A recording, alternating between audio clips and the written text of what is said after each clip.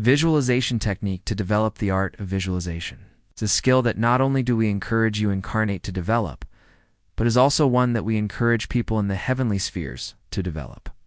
Not only those whose incarnations have finished, but those who are preparing to incarnate, also those who have no intention of having an earthly incarnation. Developing the gifts of the Spirit is a technique that does not require a physical body, as it uses purely the spiritual aspects of man. With visualization, what we do is to enter the imagination plane and impose on that plane an image that we choose. The imagination plane normally takes images and thoughts, ideas and concepts from the higher self, and translates these concepts into a form that the mind can use. That is the normal process.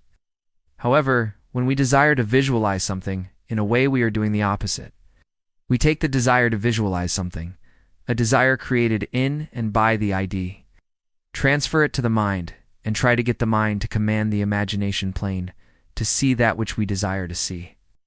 So, this is in contradiction to the way our system normally works.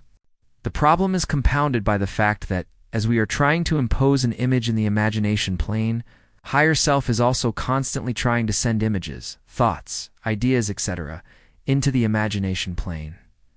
Thus, we have this conflict going on.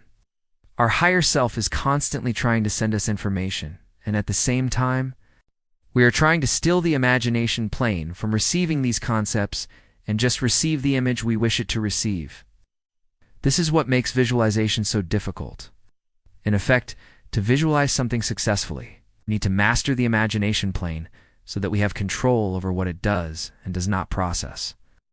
The higher self is constantly sending information to the imagination plane, and our task is to control the imagination plane so that the information from the higher self is not processed.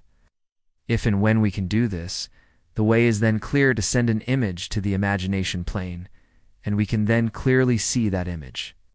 Once we can do that, we can manipulate physical matter, because physical matter is only astral matter that we think is physical. This opens the door to moving objects and moving ourselves.